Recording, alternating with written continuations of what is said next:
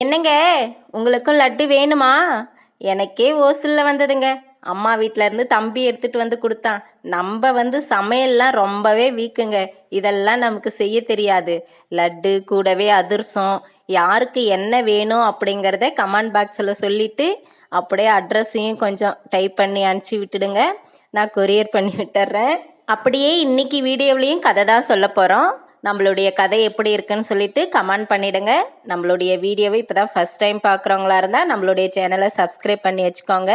வீடியோவை ஸ்கிப் பண்ணாமல் கதை கேளுங்க. ஒருத்தன் என்ன பண்ணானா, ஒரு மரத்துக்கடியில் நின்றுட்டு கயிறெல்லாம் செட் பண்ணி வச்சுக்கிட்டு சூசைட் பண்ணிக்கிறதுக்காக தூக்கு போட்டு சாகலாம் அப்படின்னு சொல்லி முடிவு பண்ணிட்டு அந்த மரத்துக்கடியில் நின்று அந்த கயிறெல்லாம் மரத்து மேலே போட்டு முடிச்சு போட்டுட்டு இருந்தானாமா. அந்த நேரம் பார்த்து அந்த வழியா ஒரு முனிவர், பெரிய முனிவர் ஒருத்தர் அந்த வழியா வந்துட்டு இருந்தாராமா. அவரு அவனை பார்த்துட்டு அவங்கிட்ட போயிட்டு கொஞ்சம் வெயிட் பண்ணுப்பா, ஏன்பா சூசைட் பண்ண ட்ரை பண்ற, என்ன காரணம் அப்படிங்கிறத சொல்லுப்பா அப்படின்னு சொல்லி கேட்டாராமா அந்த பெரிய முனிவர். அதுக்கு அவன் சொன்னானாமா, நான் எல்லாரையும் நம்பினேன், எல்லாரும் என்னை ஏமாத்திட்டாங்க. முதல்ல என்னை பெத்தவங்களை நம்பின அவங்களும் என்னை ஏமாத்திட்டாங்க. அடுத்ததா என் கூட பிறந்தவங்களை நம்பின அவங்களும் என்னை ஏமாத்திட்டாங்க. அதுக்கு அடுத்ததா என்னை சுற்றி இருக்கிற சொந்த பந்தங்களை நம்பின எல்லாரும் என்னை ஏமாத்திட்டாங்க. கடைசியாக நான் நம்பின காதலிச்ச பொண்ணை நம்பின அவளும் என்னை ஏமாத்திட்டா. இதுக்கு மேலே நான் எதுக்காக உயிரோடு இருக்கணும், அதனால தான் நான் சூசைட் பண்ணிக்க போகிறேன் அப்படின்னு சொல்லிட்டு சொன்னானாமா.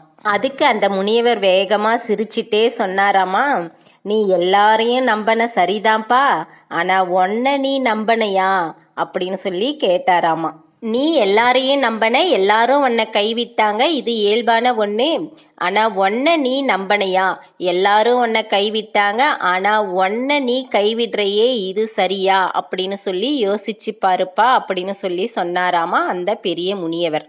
அடுத்ததா அந்த பெரிய முனியவர் சொன்னாராமா, எல்லாரும் அடுத்தவங்களை நம்புறது இயல்பு, அடுத்தவங்க நம்மளை ஏமாத்துறதும் இயல்பு, நம்ம அடுத்தவங்களை ஏமாத்துறதும் இயல்பான ஒன்று.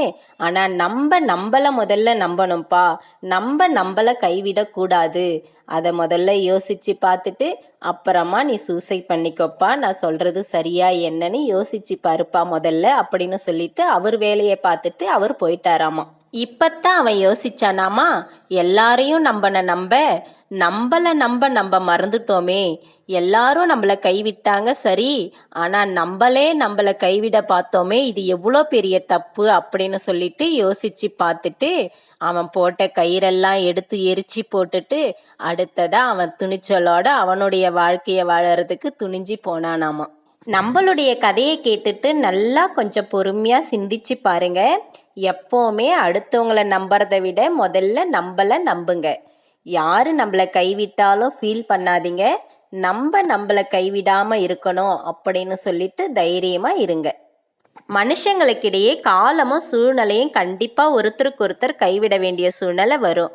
ஆனால் நமக்கு நம்ம இருக்கோம், நம்ம எப்போவும் நம்மளை கைவிடக்கூடாது அப்படின்ற ஒரு மன தைரியத்தையும் மன நம்பிக்கையும் எல்லாருடைய மனசுலையும் கண்டிப்பாக முதல்ல வர வச்சுக்கோங்க.